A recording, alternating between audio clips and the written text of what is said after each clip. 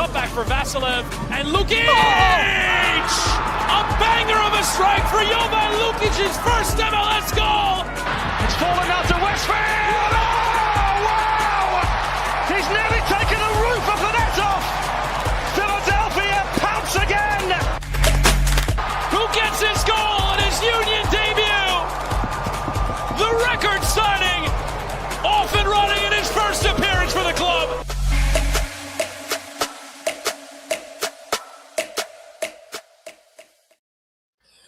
Hello and welcome to the Free Kick Podcast. My name is Todd, and what a way for the Philadelphia Union to bounce back last night against Necaxa by a score of 3-1. Goal scorers Nathan Harriel, Bruno Damiani, who in the intro finally gets on the score sheet for the Philadelphia Union, and Cavan Sullivan finally has his first goal for the Union since May against Orlando City, giving him 4 goals in his young Philadelphia Union career. Now, you guys watching live, obviously, that is not Jose Nunez on the screen. Maybe you guys read the show description in the RSS feed and realized that Jose isn't doing the show. Or maybe you guys haven't even realized that we have somebody filling in for Jose. But we do. We do indeed. Making his debut. It's a short-term call-up. We'll see if it leads to a long-term contract with the squad.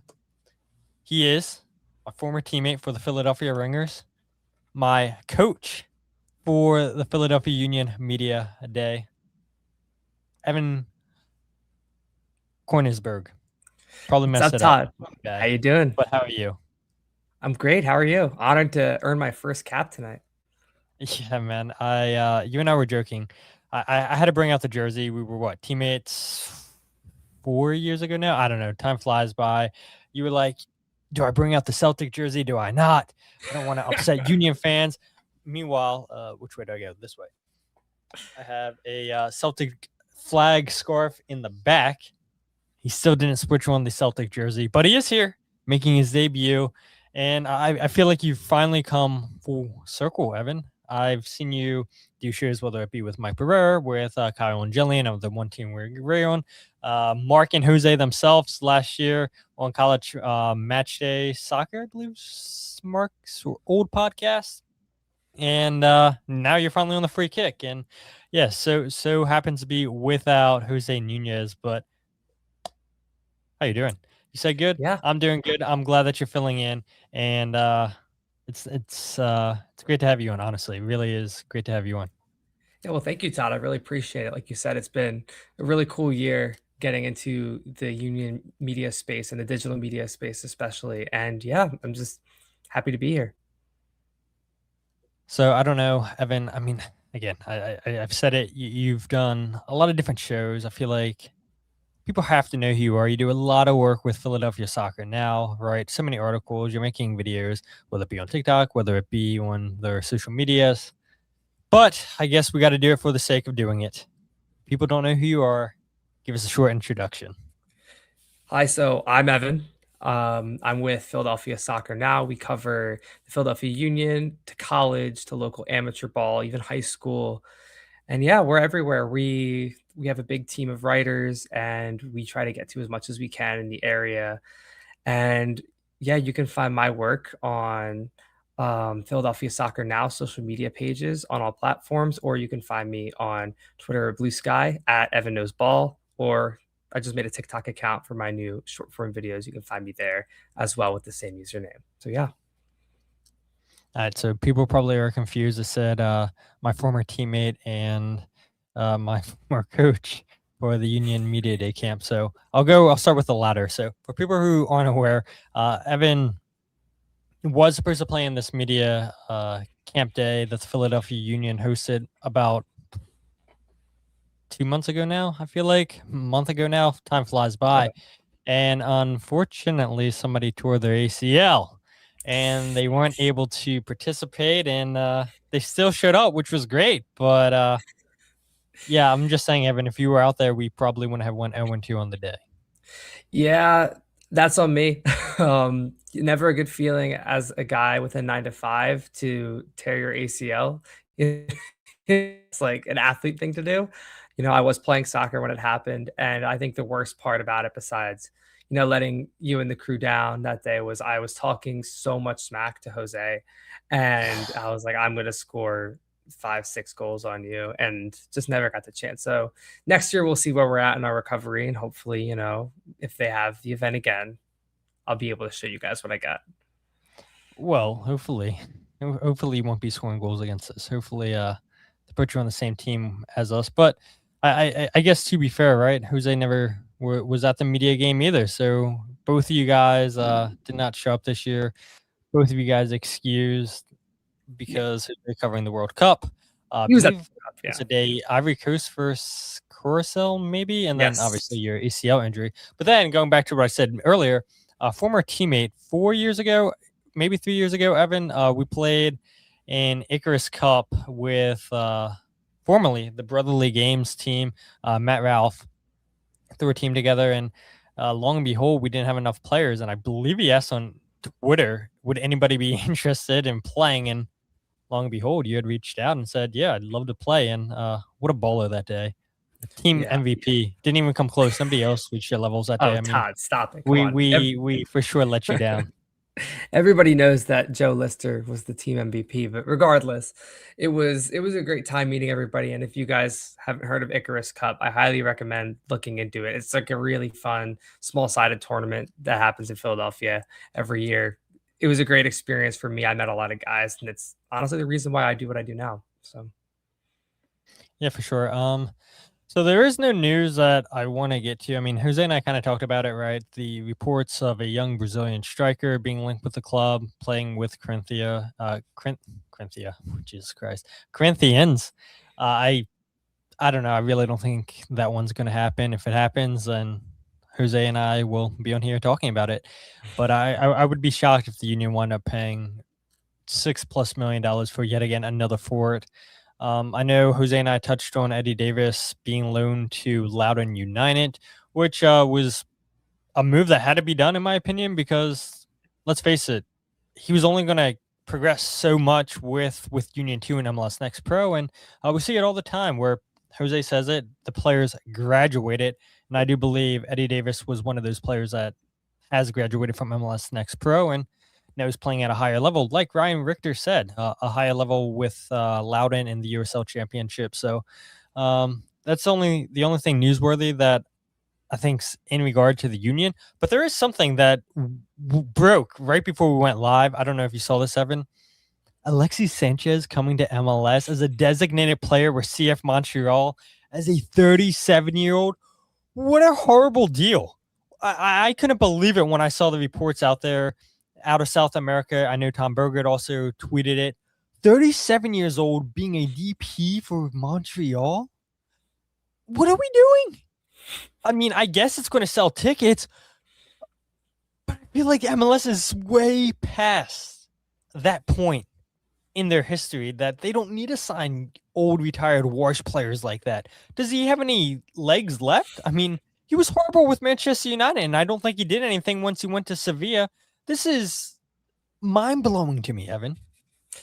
yeah, so to your point about the whole, MLS 1.0 is what I call it. The whole, I'm going to sign some washed late 30s superstar to sell tickets. I thought we were well past that as well. But something about this one is just kind of like, all right, I'm not immune to the propaganda. I want to see what happens. And I know it's like, if I was Montreal and I had a roster with that many holes in it, that is not what I would do with the money.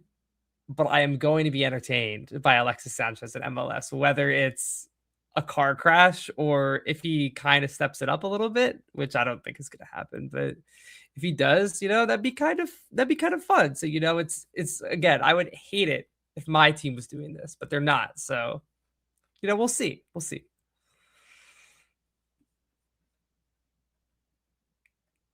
You're muted, Todd. Never say never, but I feel like the Philadelphia Union are well past doing moves like this. So I hope the Union would never do something like this, but I don't know. I'm still so mind blown, Evan, that Alexis Sanchez, like maybe if this is 10 years ago, 7 years ago, yeah, that would be pretty cool, but he's washed. I'm just looking at right here. 2018, 2020, he was with Manchester United.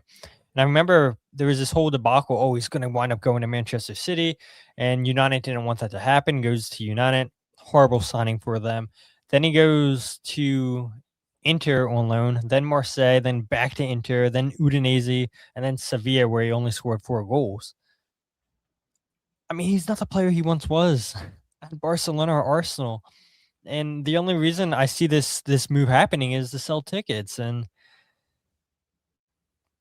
yeah, maybe for the first couple games, but I I don't know, man. I know Montreal has a thing in the past where they've signed older players. Didier Drogba obviously comes to mind, but Sanchez never was at the level that Drogba was in his career, in my opinion. I mean, maybe that couple of years at Arsenal, but again, we're talking like 10 plus years ago at that point. And yeah, I'm not entirely convinced by the whole Montreal project. I thought they had me interested when it came to, the young, like former youth national team signings, the Brandon Craig signing, the Jalen Neal signing. But, instead of getting these guys like a Diego Rossi type player, which I know they don't grow on trees, but like a Thiago Almada type, like a creative player from South America, young up and coming. Instead, this is what they're bringing in. Again, not what I would do if I was running the club. So, yeah, it's a little bit of a confusing one and not how I would go about it. But I guess we'll see. I don't know what he has left, but he's going to show us. Supposedly, he'll show us. We'll see. But let's go ahead and talk about last night's game, Evan. Philadelphia Union, Necaxa. Philadelphia Union won that game 3-1, thanks to, like I said in the intro, Ariel Damiani, Cavan Sullivan getting on the goal sheet for the Union, and then Espindola for Necaxa makes it 3-1, who I thought was by far their best player in this match, seemed to be involved in every little detail. And so I don't really want to hit on Julian Carranza's homecoming yet. I don't want to hit on, were the Union really good or was Necaxa that bad? And we can save this Cavan Sullivan talk here for a little bit, Evan. But I guess your overall thoughts from last night's game. This is a game, in my opinion, that Philadelphia was always favorites to win. And truth be told, they probably were out of the League's Cup to begin with after they lost the first match to Cruz Azul. But if they wanted any chance to progressing in this tournament to go into the knockout round, they had to win by at least 5 goals in this game to have any chance. Mm-hmm. And conceding that goal hurts the chances. Only have a +1 goal differential when at the time I was writing my article, there's like 6 or 7 teams in front of them, I believe, that have at least 3 goals or higher goal differential. And not to say that the Union can't make that up against Santos Laguna, but I gotta imagine the chances of the Union progressing are probably less than 5%, just because you need so much to go in your favor. Yeah.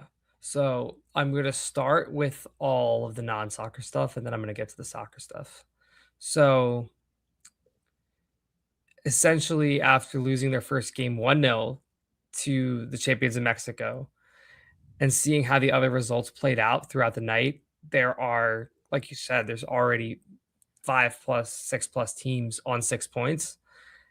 I'm not sure that any team is going to advance on 6 points. I think that the top 4 MLS teams are going to have 7 or 9 points when this all boils down. And I think that's just leads you to think this is a bad tournament format if you play your first game and you're effectively out, but you still have to play 2 more. I think in the stands, it definitely felt like a game in which both teams weren't really playing for much. It was definitely far from a game that was well attended to the level of an MLS regular season match or even the Cruz Azul match on Thursday. And so for that, I don't know how seriously we should take the late goal, for example, which at the time I felt like, oh, that can matter in goal differential because Santos Laguna, respect to them, they're a weaker Liga MX team. The Union could really stack up goals against them. And if they were to finish on 6 points, maybe that could go a long way. But when you look at the results that happened around the league on Sunday, MLS is sweeping the competition, it seems like. And I know they have the benefit of the home field, but it just makes things all the more improbable for the Union. So moving into the soccer stuff, what we can take a positive from, despite, the likely elimination of the Union from this tournament, is that they really came out and, took control of this one early. And the Union have had some success since Ryan Richter took over, but it hasn't always looked like this. The Atlanta game was a comeback. It was, but it was after 70 minutes of the worst Union soccer I think I've seen in years. And against Cruz Azul, they were lucky not to be down 2 or 3 goals in the first 15 minutes and then really took control of the match in the second half. And in this game, they came out energized. They came out ready to go, and respect to them. Cavan Sullivan, Indiana Vasilov, and Nate Harrell, for example. I'm going to single out those 3 guys. You could see the energy just defensively and going forward, winning the ball, and just the directness when they do win the ball. The first goal comes from Indiana Vasilov winning the ball in the midfield. He turns upfield, finds Cavan Sullivan, and he turns upfield, drives his defender, passes it to Nate Harrell, who's making a vertical run. And that verticality, that quickness in attack was really cool to see from the get-go. The Union weren't ready to feel out that game, and they were just going to go straight for it. So I was pretty impressed by the performance and the energy that they came out with in this game.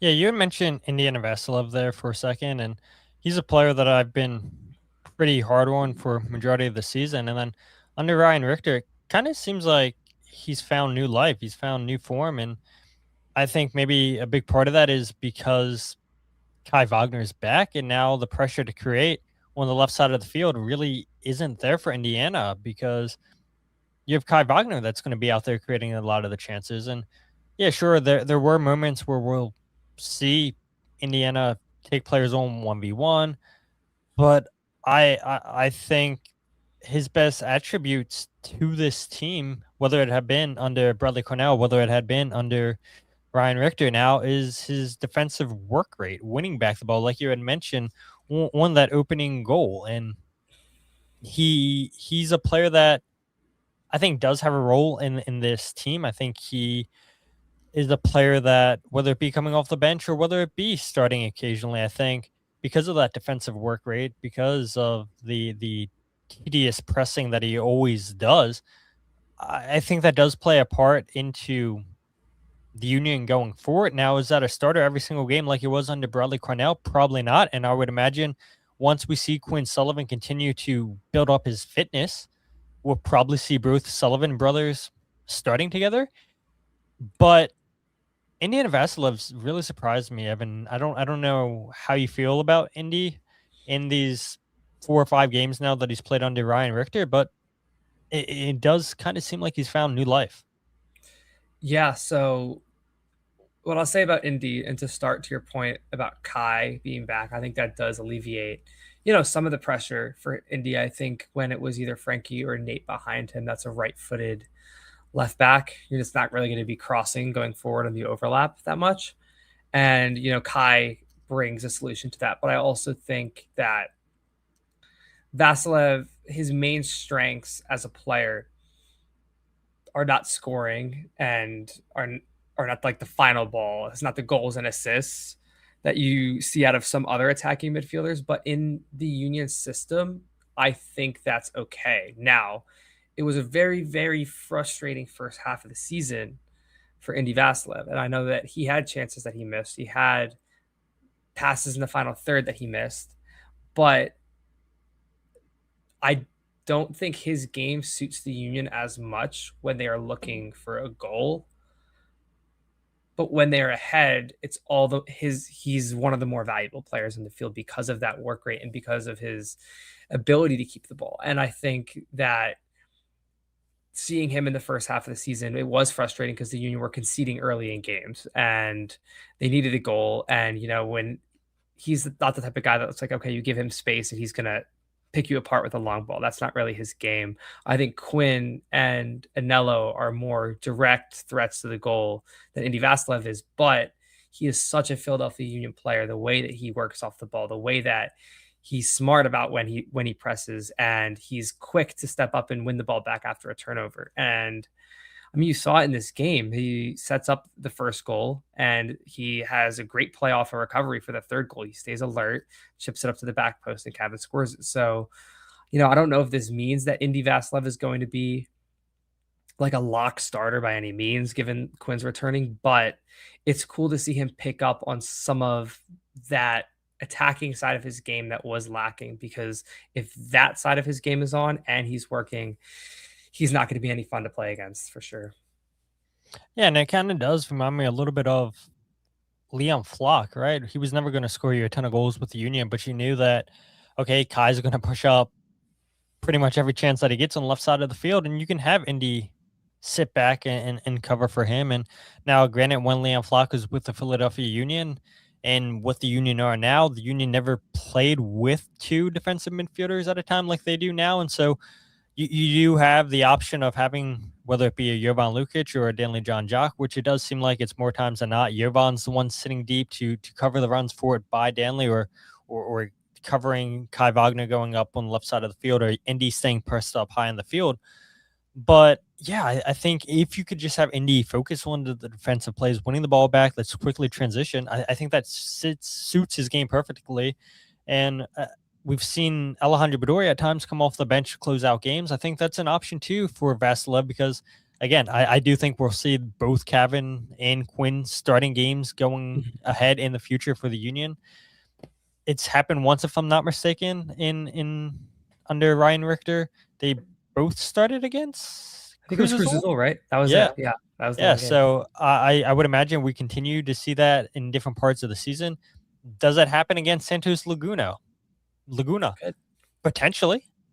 I think we see actually a lot of substitutions, a lot of young guys in that match for the Union against Santos, because it's a game, frankly, Evan, that doesn't matter. And to quickly move off of what happened on the field, because there's a lot of comments already in the chat about the attendance last night. There was this comment right here from Jay. He said, it looked like an Open Cup game attendance-wise last night. Wolfie said, I peeped the ticket prices since it wasn't included in season tickets. Disappointing what they were asking for a rather mundane game. Sexy Hoagie says $10 tickets don't exist anymore. And so, yeah, that's just a couple people in the comments and in the live chat complaining about the ticket pricing, about the lack of a crowd. But even with Julian Carranza, and we'll get to that in a second, Evan, it still wasn't enough to get fans coming out for this game. And I think maybe that begs the question for some fans, like, why does this tournament matter? Why even show up for these games? Why play multiple games? Literally before we went live here on the show, I had somebody DM me on Twitter and say, just end this stupid tournament because neither league cares about it. And I do think some of the players care about it, because Jose said it multiple times on the show in the past, like, the players do get a significant amount of money, and especially if they win, like, the money aspect makes sense for the players. But I think for both fan bases, whether it be Liga MX or MLS, I think people are pretty fed up with Leagues Cup, and especially when you look at this new format that they went with last year, the top four from each MLS and Liga MX advance. When you have more people advancing in your MLS Cup playoffs than you do in this money grab cash tournament, it's a joke. It's a joke. It doesn't make sense to me why they decided to change the format, where I think 2 years ago it was, when you had two teams in each group, or three teams total. You played two other opponents, and then you played knockout rounds that way. I think that format was a lot better than what we currently have here. And so I can understand why fans aren't wanting to go to the game, even if you have a former player like Julian Carranza coming to town. Yeah, this, for me, it's just been really frustrating, and I think not good enough because there's so much wrong with this tournament that I'm not really sure where to start. I think one being that I think if tickets were $10, $15 to that game, I think they probably could have packed the house. I know that they were selling for about 40 before kickoff, which is kind of crazy for a game of that kind of stature. I mean, it was essentially, I wouldn't want to say it was a dead rubber game by the time it was kickoff, but the odds for both teams to move on was very slim. So there wasn't a ton to play for. And, I think for me, the most frustrating part of it all is that we are just over a month removed from the World Cup break, and MLS comes back, and the Union, who were struggling, had really good attendance still. There were still fans that wanted to go out and watch a soccer game. They wanted to watch an MLS team after the World Cup. There was no dialogue about, the drop off between the quality. It was people just wanted to watch the soccer, and it was great. And just 3 games later, the league is on break again after being on break for 6 weeks for this tournament. And I know for a fact, a lot of people that are diehard fans of the Union that go to every MLS game, and when Leagues Cup comes around, they're like, I'm not interested. And I think that this disconnect comes from, I'm sure that there's a lot of viewership on TV of these, the bigger teams, the Gigantes, if you will, the Club Americas, the Tigres, and those fans do really well in terms of attending matches in the US. But that can only really be said for 3, 4, 5 Liga MX teams. And when there's 18 of them playing matches in the US, there's going to be a lot of dead atmospheres and fans that won't travel. And on top of that, with this format, when only 4 teams from each league advance, after that first game, half of the teams, if they lose, so probably about a third of the teams because of the draw points, are going to be out and have nothing to play for 2 more games. And sure, I know some people say the Open Cup crowds back in the day were kind of comparable to what we saw on Sunday. But with the Open Cup, those games you play to move on. And if you reach a semifinal or final, then the crowd is going to show up for that. And there's something to play for. But if you lose this first Leagues Cup game, you have 2 matches that there's really no incentive for you to go, because even if they win, which I thought it would be cool to, go see how the team plays under Ryan Richter. I was in the press box trying to see if I could talk to Carranza after the game. Even if you go, there's really no stakes for that. And it's just kind of a shame how it's all played out, because I feel like the Union are missing out on some of that post-World Cup momentum that, really energized the country the last couple months of the summer. Yeah, and Jay had a comment earlier. He said, to be fair, the Union will have played 6 home games in a little more than 2 weeks' time. And that is true. That is a lot of games, asking a lot of the fans to come out that often. But to your point you just brought up, I think, we know how big soccer was in Philadelphia this summer with the World Cup. And so I actually think this is a good time for the Union to capitalize on those fans that are craving live soccer, that got to experience a World Cup, whether it be at a watch party, whether it had been going to the actual games.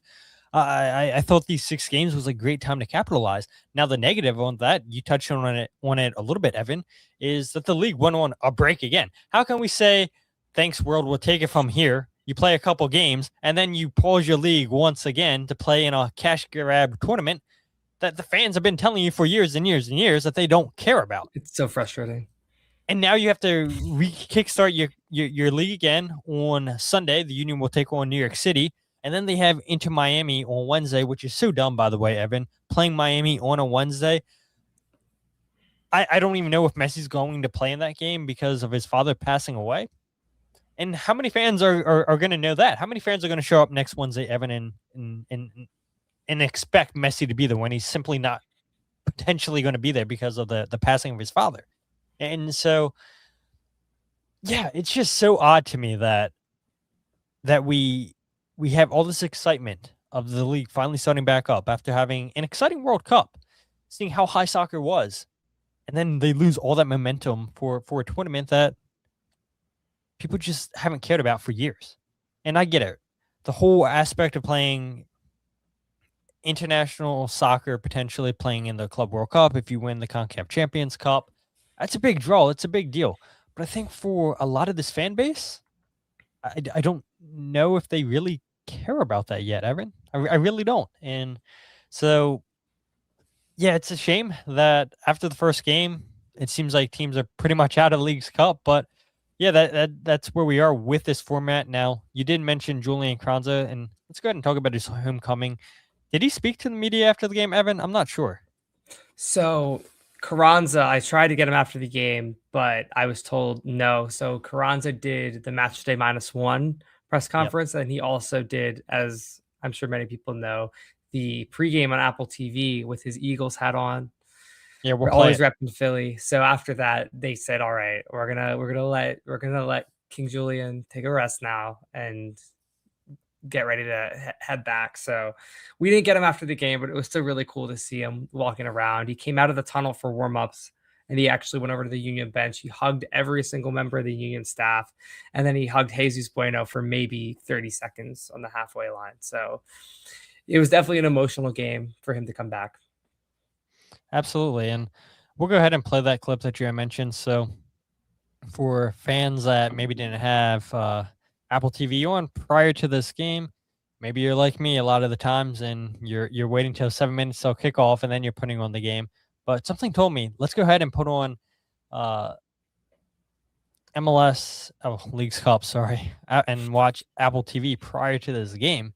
And so I'd caught towards the tail end of the interview with Julian Carranza, speaking with Kevin Egan, Bradley Wright Phillips, and Andrew Wiebe. And during that interview, he had called Philadelphia home multiple times. He also mentioned that his family were flying in from Argentina for the game. And so Carranza was also wearing his Eagles hat, like you said. He was also talking about his time in Philadelphia, would he celebrate if he had scored on the night.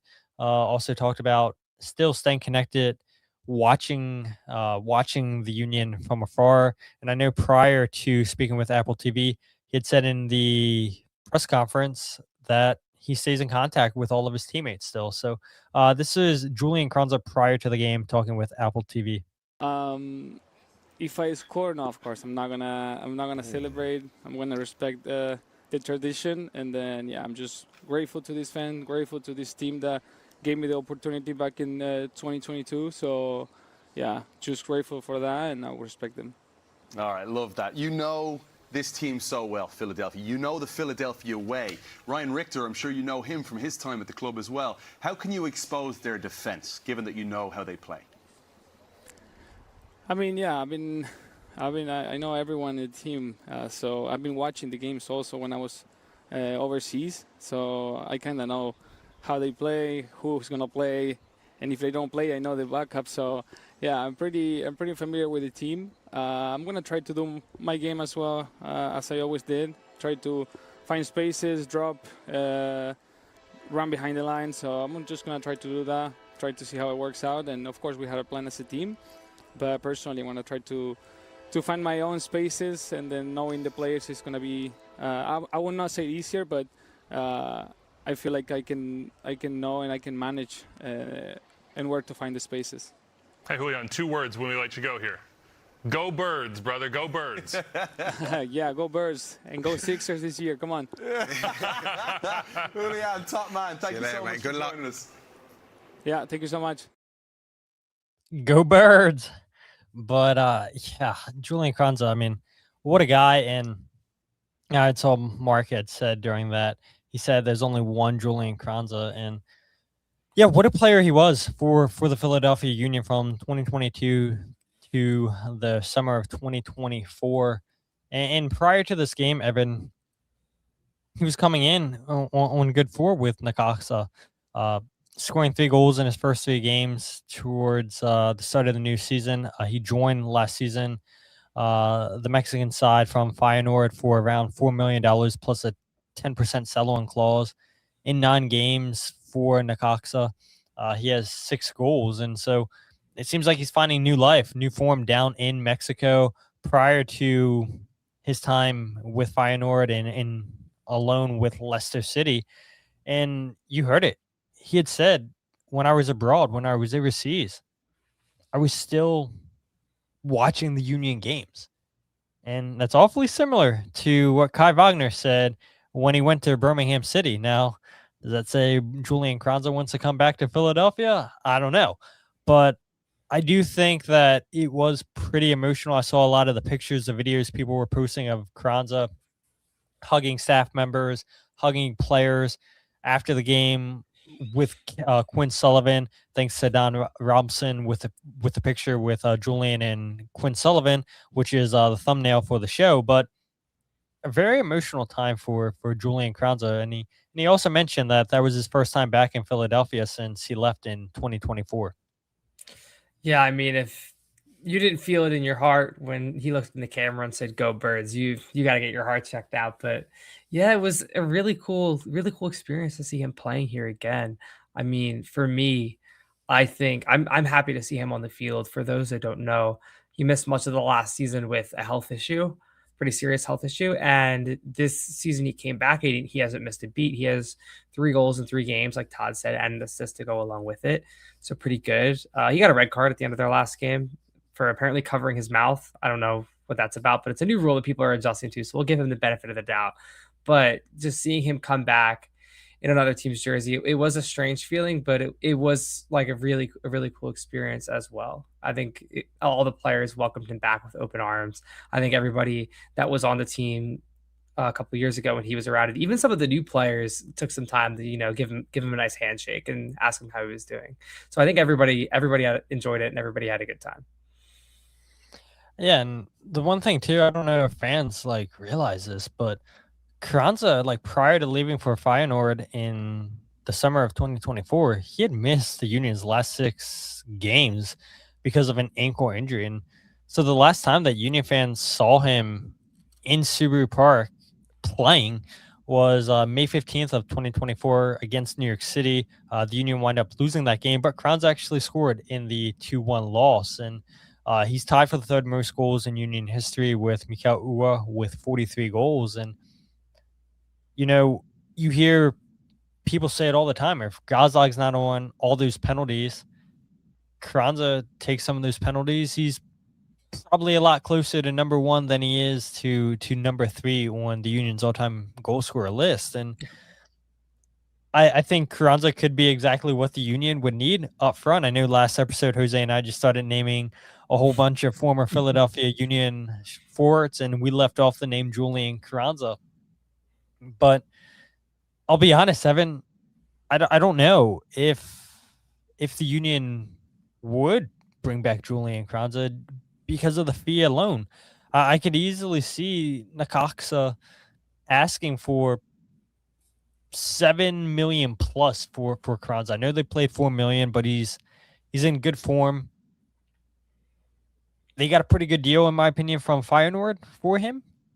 They know they're going to lose some of that money out because of the 10% fee, the sell-on clause to Feyenoord.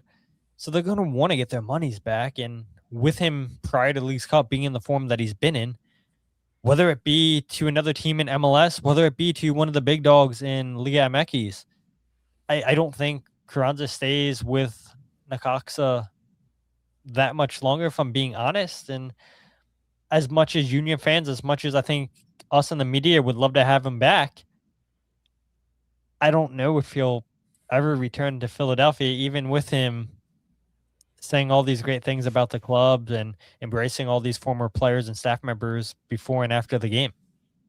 Yeah, I mean, you never know. I don't want to be like the Debbie Downer here, but I think if he continues playing the way that he's been playing in Liga MX, I think there's really no chance. I think if anything, he's moving to one of the big dogs in Mexico, kind of like a Diego Rossi type move, or he's maybe going back to Argentina. You never know. Maybe for one of the bigger clubs in Argentina. But either way, I think it was just a really cool experience to have him back. And also just to hear some of the guys that have spent time here and just,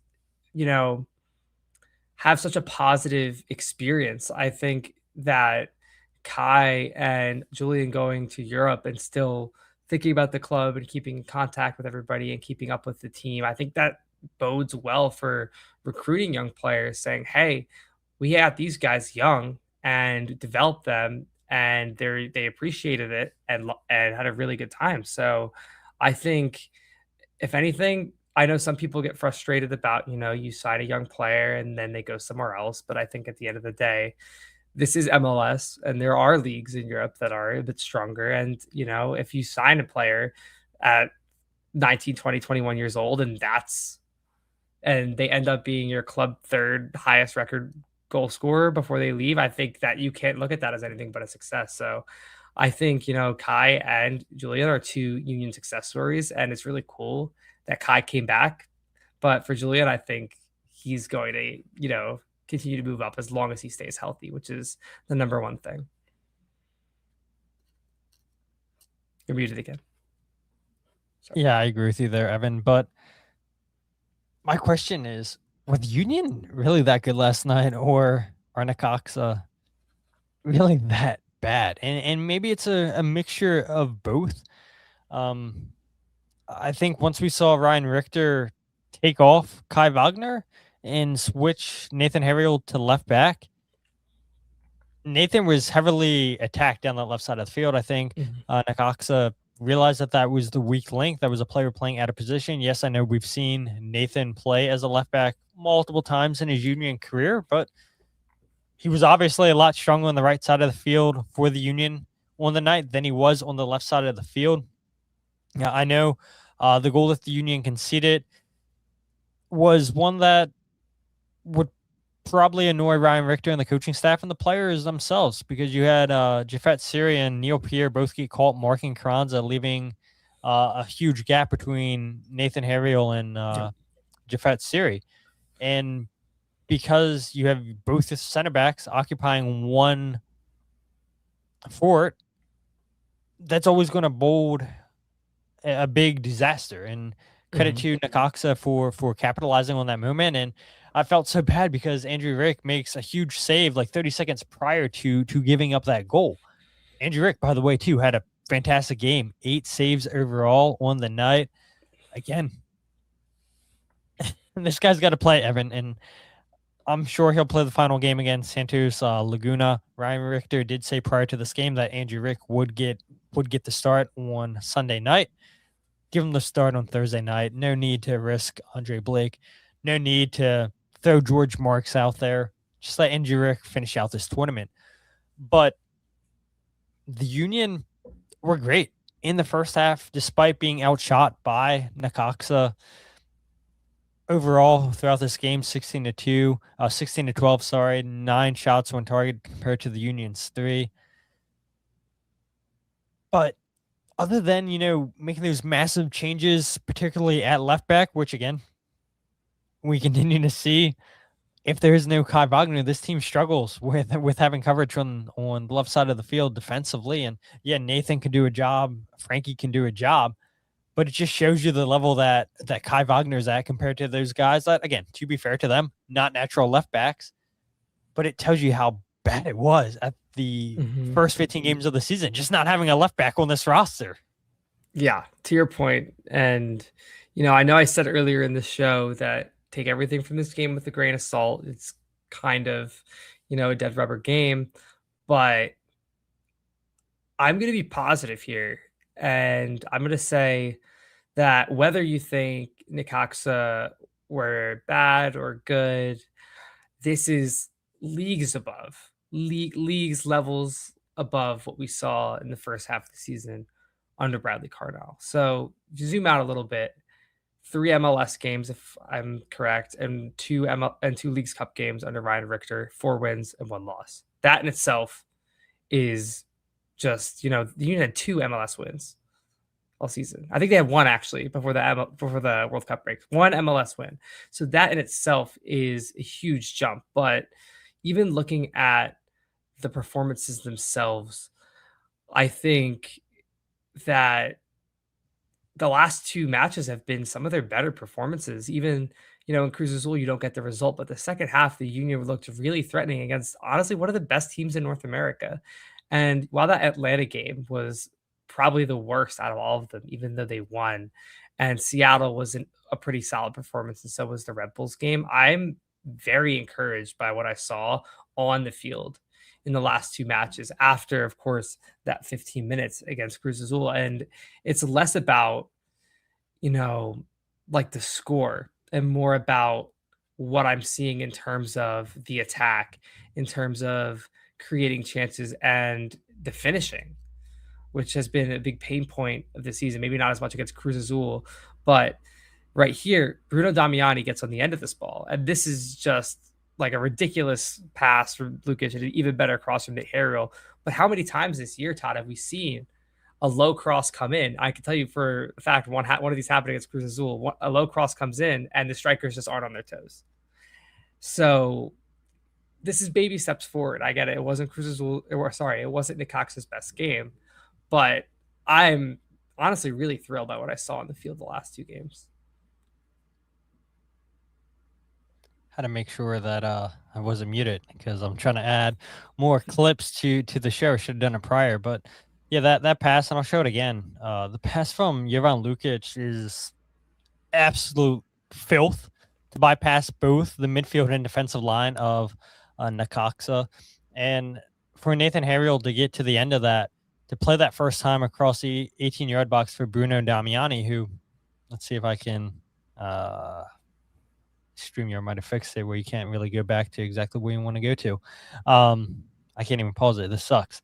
You used to be able to do all that. I guess you can't now. But that run is so deep from Damiani, and he still has a ways to catch up to this ball. He's not even close to that ball being played in by Nathan Harrell, but he plays it to the exact spot where it needs to be played, where nobody but Damiani can get to it. And credit for Damiani making the right run to get on the end of that chance. And Jovan Lukic hadn't looked all that great this season. Danley hadn't looked great either under Bradley Cornell during the first half of the season compared to what those two looked like last year, because what we kept hearing, Evan, was, yeah, these are two of the best midfielders in the whole league last year between Danley and Jovan. And they looked to shell themselves this season. But seeing that pass, Evan, seeing him so deep in his own half, dribble into space, lift his head, and pick out that pass. And that's such a hard pass to play. I guarantee you, if we saw that in the Premier League, this would be going viral on social media. That's how good this pass is. I mean, that is ridiculous to be that deep in your own half and to bypass not only a midfield line, but the defensive line too. That's world-class stuff. And I'm not saying that Jovan Lukic is a world-class player by any means, but that's a really, really, really tough pass to make. And to play it with so much precision, with so much pace, into only where Nathan Harrell can get it. This team's playing under confidence that we hadn't seen in the first 15 games of the season, Evan. And it's magic. It's magic what a coach that believes in you and trusts in you and just lets you go out there and have freedom and believe in yourself. It's amazing what a coach's confidence will do for the players' confidence. And not only are we seeing it with Jovan and Indy, but we're seeing it with Cavan Sullivan, who's come into, I think, a whole different Cavan Sullivan the second half of the season compared to what we saw in the first half. We'll talk about Cavan here in a bit, but I don't think there's been a single player under Ryan Richter that hasn't improved, and it's only been 5 games, and Ryan still has so much to learn. I think that's the next clip that I have lined up where he's talking about he doesn't know the players yet totally. They're still tinkering with things tactically, but there is, you're right, a lot to be excited about. And even the second half against Club America, where the Union were frankly the better team in that game, and unfortunate not to get the handball, and again, don't have to rehash what happened in the past. It is what it is. But if this team can continue to build on these moments, these performances, then there's no reason why this team shouldn't make the playoffs this season in MLS, which seems so far-fetched. If you would have said that 5 games ago, the Union are going to make the playoffs, I don't think a lot of fans, I don't think a lot of people in the media would believe that. But now suddenly under Ryan Richter, this team seems to continue to get better and better. Doesn't seem so far-fetched, Evan.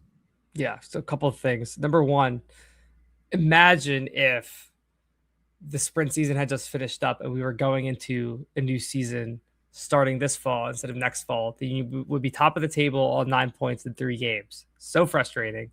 But aside from that, like you said, the belief is huge for a team like this. The belief is, and like you're pulling up, like Cole says, you're having fun again. And I think that comes with the belief that they're a team that can win games. And when you feel like you've lost your confidence as a team, there's nothing worse than going out there like after 4 straight losses, you can see the goal. You're like, oh my goodness, here we go again.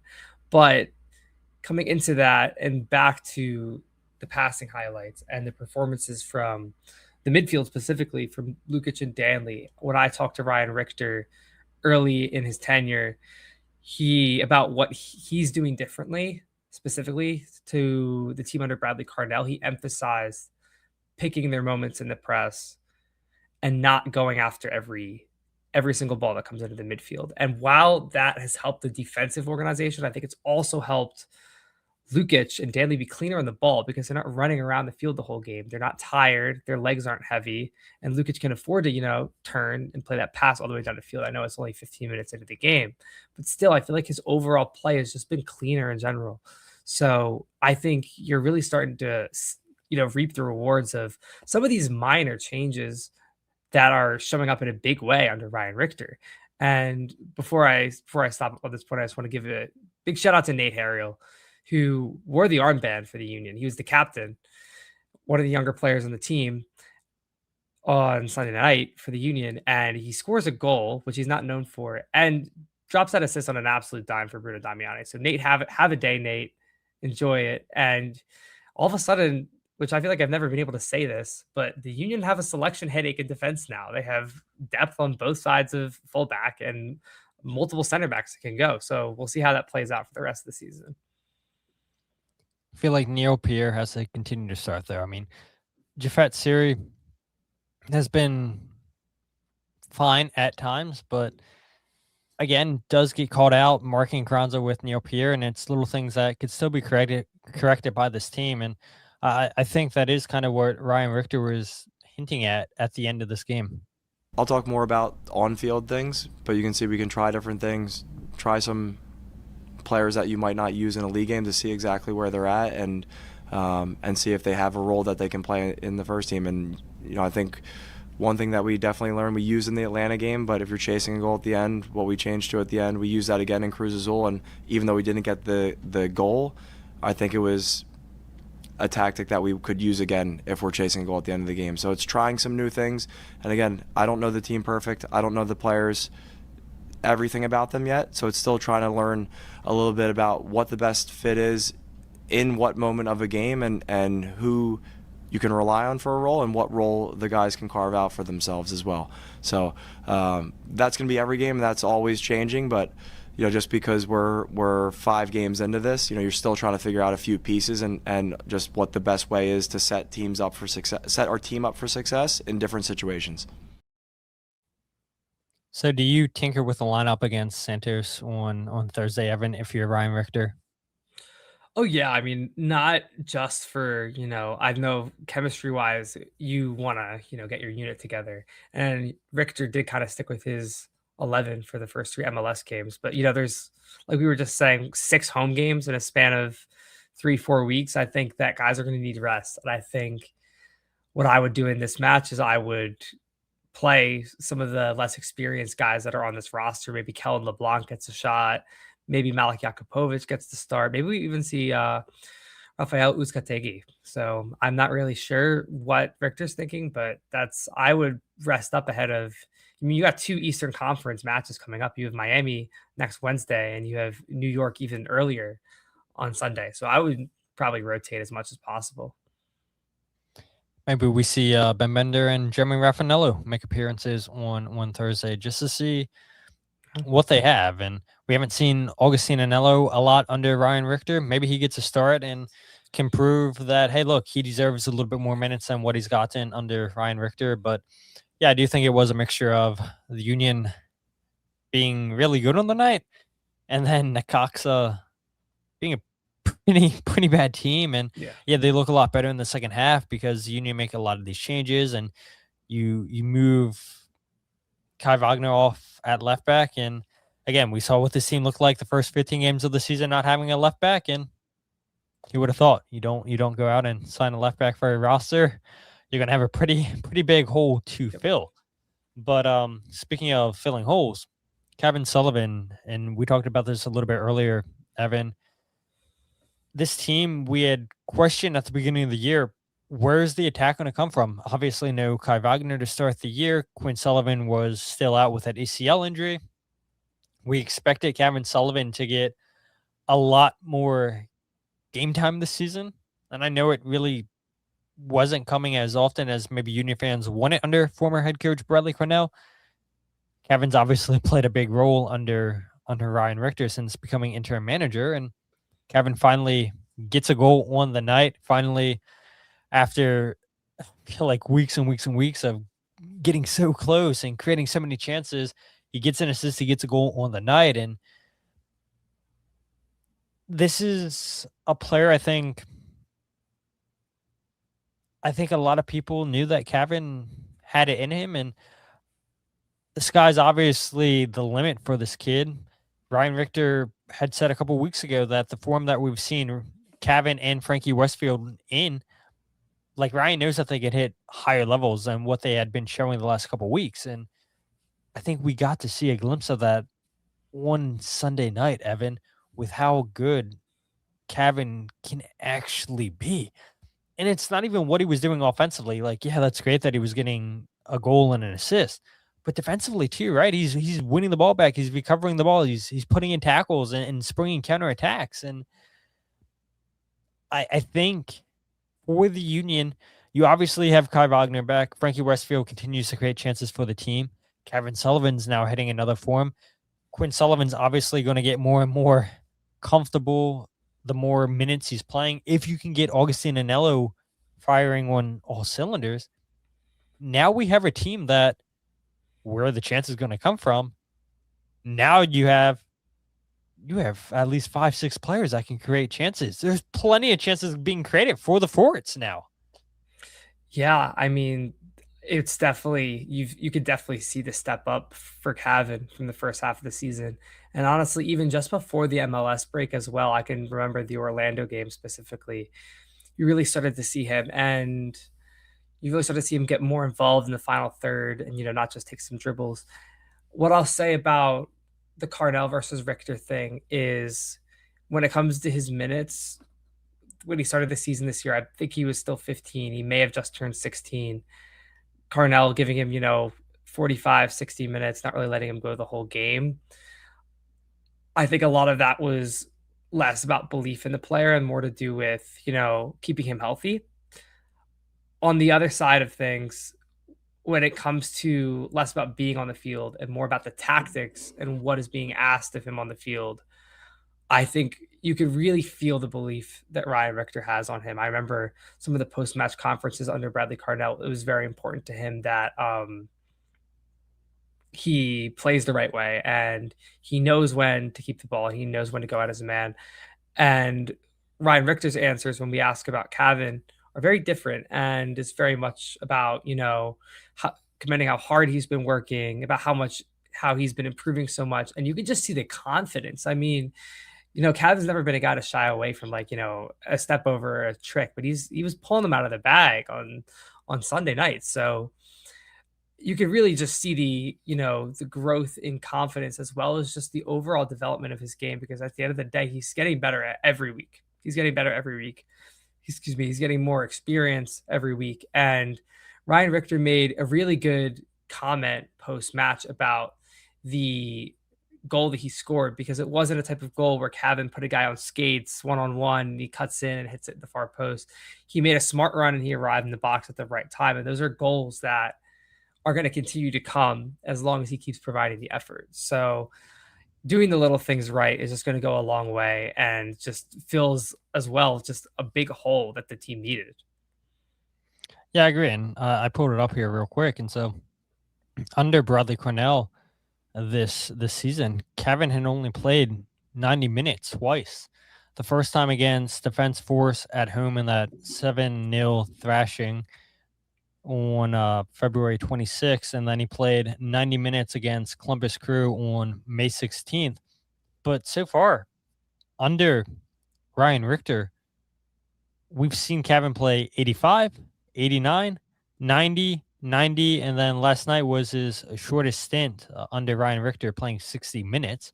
But when you're already out 3-0 at that point, Yeah. it's time to go ahead and give guys some rest with New York City coming up in a week. Cavan, I'm sure, will play some minutes against Santos. Maybe he plays 45 minutes. Maybe he gets a start, and then at halftime he gets subbed out. Maybe he gets subbed on and plays 45 minutes.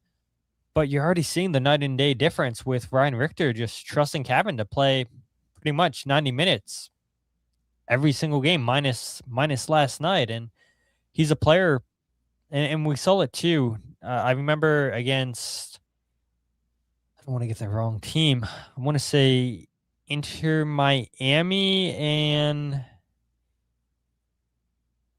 against, there was a home game. I remember Cavan was pretty disappointed getting subbed out. Maybe Nashville under Bradley Cornell, but he was visibly upset being subbed out, and the Apple cameras had caught Cavan being visibly upset, and Cornell, if I'm remembering correctly, said he didn't have a problem with that. But yeah, I think if you leave Cavan out there, you see him grow in confidence like we've seen with Ryan Richter. Is he going to have a complete 90-minute game every single game? No. But the more you leave him out there, the more good's going to happen. Right. And obviously Ryan Richter spent a lot of time with Cavan in his I almost said teenage years. He's currently in his teenage years, and his young child days, coming up through the academy, playing with FC Delco, I knew Cavan was. And Ryan spent a lot of time with Cavan Sullivan. He knows him, he trusts him, and just seeing him grow into the player that he's now become in the second half of the season, just the patience on the ball, knowing on this play here the overlap was coming with Nathan Harriel, just so patiently waiting. Yes, we know that he has the ability to take players on 1v1, but he always knew that run was coming. Let's go ahead and make a 2v1 situation here.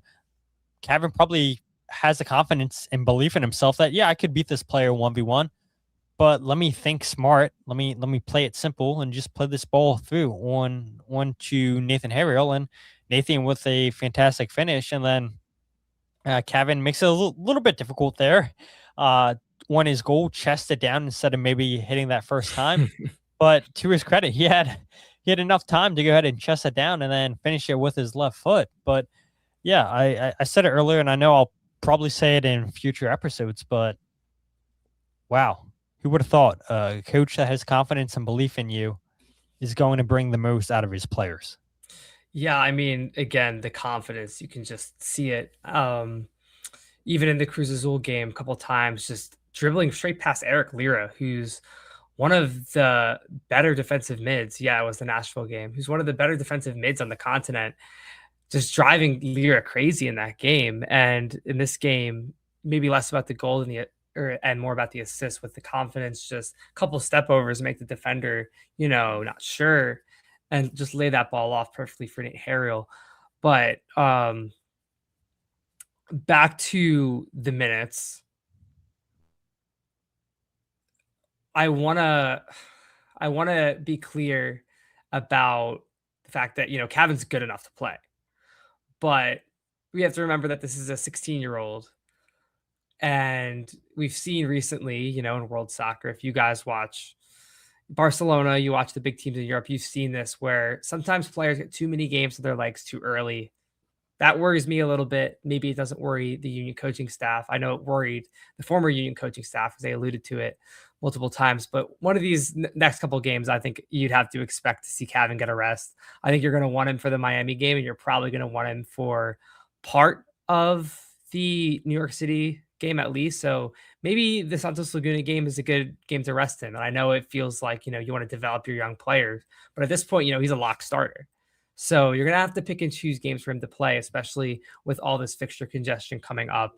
And I hope they keep that in mind, because you don't want to, have his 4th game in 2 weeks coming up, and it's against Inter Miami at home with all those eyes on that match. Yeah, for sure. So I have it there at the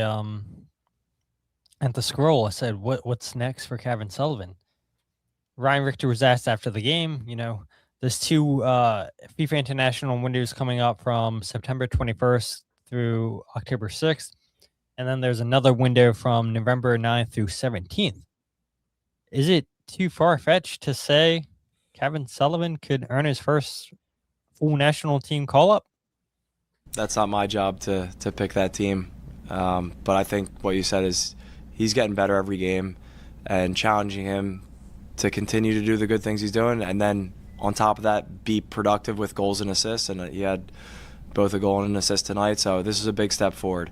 But whatever comes in the next window, or if it's the next one after that, that part's the decision of U.S. Soccer, and our job is to keep pushing Cavan to raise his level so that he's considered for that, and then when he gets there, that he's at the level and ready for it. Do you think he gets caught up in one of these next 2 windows, Evan? If we're saying next 2, I feel a lot better about it than the next one. To be completely honest, I've never been able to get a read on Mauricio Pochettino. I feel like that guy's just unpredictable. You never know what he's going to pull out of the bag. But in terms of, Cavan, he is developing in the last couple of months of this season like he's going to be a national team player, U.S. national team caliber player in little time. So if it's not this window, I hope he doesn't stress about it, because he's well on track to be amongst that conversation. Now, after all the talk about the game, I do want to say, compared to some of the other, wonder kids of MLS this year, maybe he hasn't had a season as productive as Julian Hall or as productive as Xavier Gozo. But over the last couple matches specifically, you can really see, the bravery, and, he's willing to pick up a ball in midfield and drive up the field himself. And he's willing to take the reins, if you will. And, we don't have a lot of guys coming up that do that. So I'm not sure whether it's going to be that September-October double window or not, but I think he's well on track to be in the conversation within the next year or so. Yeah, I don't know. I think now's the time for Pochettino. I mean, he has plenty of time before, obviously, the next World Cup. He has plenty of time to go and tinker with different youth players, young players. I think Frankie Westfield will probably get a call up here. Maybe not in the next 2 windows, but I think I'll say within the next year we'll see Frankie Westfield get called up. Cavan Sullivan for sure. Andrew Rick's an interesting prospect, obviously filling in as a training goalkeeper with the national team at the World Cup. Do we see Andrew Rick potentially get caught up in one of these windows? I do think that the U.S. have a big need at the goalkeeper spot. I think there's a lot of goalkeepers that Pochettino is going to want to go ahead and take a look at. But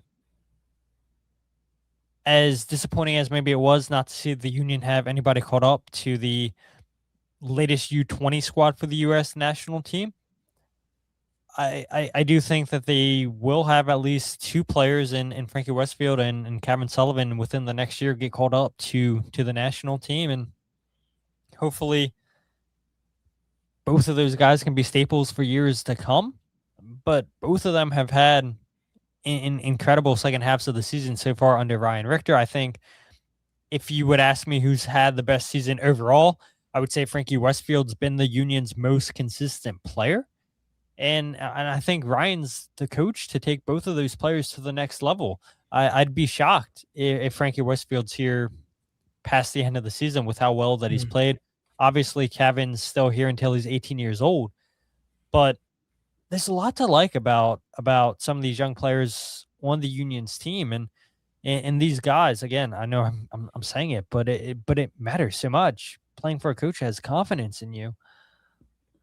It's going to be these young players that are ultimately going to get the Union back into a playoff spot, and I think Cavan Sullivan, yeah, probably not this window, Evan, but the November window, the second window, I think we probably do see Cavan put on the national team jersey and play for the full men's national team. But just sticking with the full national team or U.S. Soccer Federation as a whole, Evan, we do got to talk about Blunder of the Week. And so Here we go. I know I said it last episode. I said all this non-penalty given to the Union against Cruz Azul for that non-handball call. That's going to be Blunder of the Week for this episode coming up. That's going to be Blunder of the Month. And it still is Blunder of the Month. But I think we have a call, Evan, that's going to rival that non-penalty given. I think we have definitely a strong contender for maybe Blunder of the Year. It's definitely up there. I would say in the top 5. And so for people that maybe weren't watching the USA versus Mexico U20s match this past weekend, I believe, right, Evan? You would know better than me. I believe it was this past weekend. Right, the same time as the Union versus Necaxa match. We had the US's Chris Applewhite get a red card for a challenge that he makes on the Mexican attacker. Hopefully this video doesn't get taken down, by the way. But No, once we see this replay, I mean, this is zero contact. Literally zero contact. That's a red card. I believe from what I was reading online, again, you can tell me if I was wrong or not, Evan. Can't believe everything you read online. But I believe that this was originally given as a yellow card, then they went to VAR and gave a straight red card for this situation. I think that's what I saw people saying online. Again, not watch this match, but I saw this circulating on Twitter. And I said, we know, as people that cover the Union, as people listen to this podcast, as Union fans, they know how harsh that non-penalty given to the Union for the Cruz Azul handball inside the box was. But this is pretty harsh to give a red card to Applewhite for tackling the air. It's a joke of a yellow card, and I saw people joking on social media, Evan, saying, well, it's because Mexico decided to side with Johnny Infantino, and now they're going to get all these calls, and so this is why the U.S. got sent off for tackling the air. Yeah, not good. Yeah. Yeah, not good at all. It's a shame that this happened in the final, so we couldn't get any of our American politicians involved in getting that red card rescinded. But yeah, we were spoiled for choice in this game. If you guys want to go back and watch the highlights of this one, Mexico's first goal, it's actually unclear whether or not the ball ever crosses the line. It's given, and there's no definitive VAR evidence to overturn the goal. But this one is just like, it's really hard to wrap my mind around. I don't mind a foul call there because he comes in and the player has to do so much to avoid him. But my gosh, a red card, I don't get it. It's a bit of a hometown call, but what do you expect at this point? It's so bad. So Sexy Hoagie said, I think Blunder of the Week should be that guy that scored a goal and then jumped into the tunnel and then his goal was disallowed. I believe this happened down in Brazil, if I'm not mistaken. I mean, number one, I have so many questions. Did you see this video on Twitter, by the way? It's like scary. I know it's like supposed to be funny, but it looks so deep, and I know it's all like cement and concrete down there. Like that had to be really painful. Like, do we have an update on that guy? Like, did he ever come back in the game? Like, I don't know. It's that was just like a weird one. I've seen So like I think Hamsik scored a goal way back in the day, and he like ran down the stairs. But I've never seen somebody do it on accident. It was terrifying. So my first question is why is there just a random tunnel this close to the pitch? Like, where does it go? And I saw another video, like the player got up. I was like, is he dead? Like, like, can he walk? And I saw he got up, was walking, had the soccer ball under his belly, celebrating obviously a pregnancy. He got up on his own will. There were so many reactions. I think one of the staffers just was like, oh, like he couldn't believe it. The players are shocked. I mean, that was a terrible video, a terrible look. I mean, can you imagine scoring a goal? Not aware of your surroundings. I mean, look, who's going to expect a tunnel to be right at the end of the field? And then after you get up, after you were celebrating, new goal. Insult to There's no injury. way you recover. Yes, there's no way you recover from that. But as good of a blunder as a week that is Sexy Hoagie, I don't think anything beats the red card given to Chris Applewood. I mean, as Wolfie said, what is wrong with referees this year? Look, referees are humans. They get things wrong all the time. Nobody's perfect, but yeah, there seems to have been a lot of bad referee calls here the last couple of weeks. That is for sure. But I'm glad that we're doing Blunder of the Week again. I'm glad we have some good contenders here the last couple of weeks. But man, it's been a lot of questionable calls. That is for sure. But Evan, thank you so much for joining the show. In hour 16, it's been a while since we've had a long show, but I think the listeners enjoyed it, whether it's people listening live or maybe people listening on the RSS feed. Hopefully you guys are enjoying the show. I promise you guys it's almost done. But your debut. Stellar debut, I say, Evan. You play the full 90 minutes. I'd say you came in with an 8.0 match rating, got a couple goals on the night. Well done to you, Evan. But I'll take that. I'll take that. And like about the length of the episode, like Jose told you before, I like to talk, so I hope no one here is surprised about any of this. But yeah, Todd, I really appreciate the chance to come on here and talk with you. You know, I had a really good time.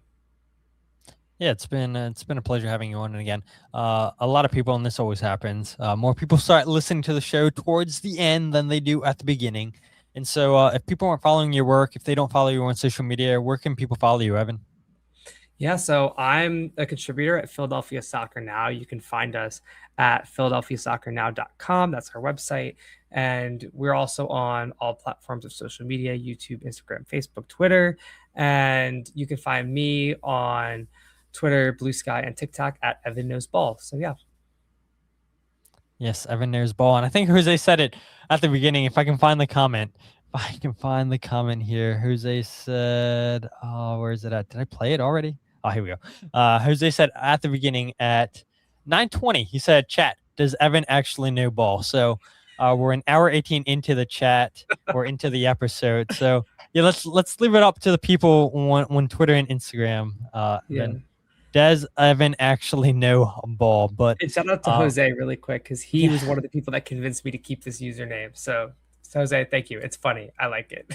Yeah, you got to keep it. It's iconic. And look, after many years, you finally get a profile picture on there. After whoa. Before you did, you we were don't have to go there. We don't have to faceless, go there. weren't you?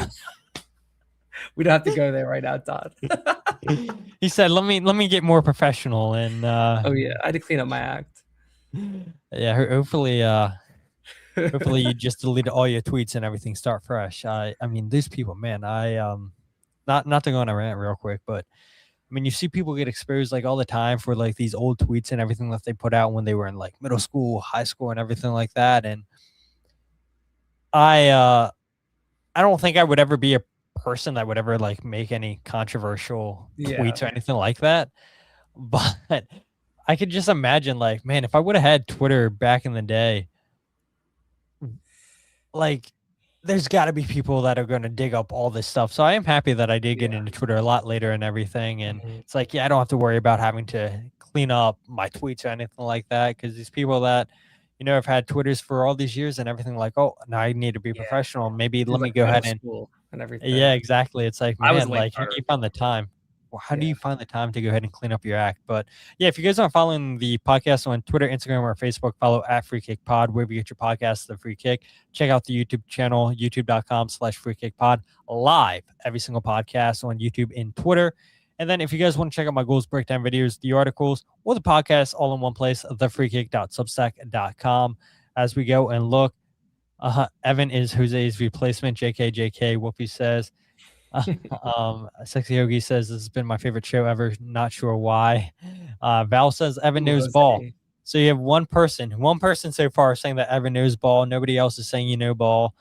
Maybe we'll get comments from people in the RSS feed after the show that say you know ball. Or maybe they say you don't. But yeah, I think this loan's been extended. We'll have to talk with your parent club and see if we can go ahead and extend the loan a little bit longer. But yeah, it's been a blast having you on the show, Evan, and it's been a long time coming. And yeah, I do have to give a shout out to Jose. He said, I'm not in for the show tonight. Reach out to Evan. I know he'll come on to the show. And so I am thankful. I am thankful to both of you guys that that one, Jose suggested you, and two, that Jose said, yeah, Evan will for sure come on. And sure enough, he was right. He was right. Evan did come on. Wolfie says, does he know more ball than Jose is the question. I don't know. How about we do next show? I won't be here. It'll be Jose and Evan, and you guys can find out who knows more ball. Seems like that would be a blast. Oh, God, nobody wants to listen to that. No, I'm kidding. That'd be a blast. For sure. But yeah, I thank you guys for this late Monday evening, 10:25. And we, let's see. Friday episode, maybe Santos Laguna. I don't know. You guys let me know. I'm sure you guys are going to say yes to a podcast, even though that game's probably not going to matter. But we'll go ahead and see you when we see you. Pyra says, Jose versus Evan trivia battle? What kind of trivia? I don't know. I'm intrigued. So I want to end the show so bad, but you guys have had some good comments coming in. Wolfie said they can battle it out. And Val says, yes, trivia battle between you guys. So I know we've got so many new listeners of the show over the last year, really. But about 5 years ago, 6 years ago now, maybe, I used to do a trivia show on this podcast during COVID because there was like no games going on. And so it was just nothing but Philadelphia Union trivia, just bringing on Philadelphia Union supporters, seeing who knows the Philadelphia Union better. Maybe we can test you and Jose's knowledge against the Union. Do you back yourself, Evan? Oh, gosh, some of the early stuff I might be a little rough around the edges, but I think I could give it a good go. We'll have to talk to the overlords of the show and see what we can come together. Yeah, as I said, give me mine. I need to clean up my OnlyFans. Oh God, this show's going off the rails. We got to wrap this up. We do. Ball Jeopardy. I mean, if you guys really want a trivia show between these two, maybe our overlords can go ahead and put something together, and we'll do a one-off episode. Maybe we can get Mark Helkenberg in here. Have a three-way battle. College soccer. I feel like they would put Jose at such a disadvantage. I don't think anyone's beaten Mark Helkenberg in a college soccer trivia. Probably not. But again, yeah, maybe we brainstorm this off air, Evan. But yeah, it's been fantastic having you on. It's been fantastic interacting with each and every single one of you as we've tried to sign off here for the last 5 minutes. So thank you guys for all your comments. Thank you for the comments that we are sure to get. I am sure in our DMs and on the RSS feed. But until then, my name is Todd, and this is the Free Kick Podcast.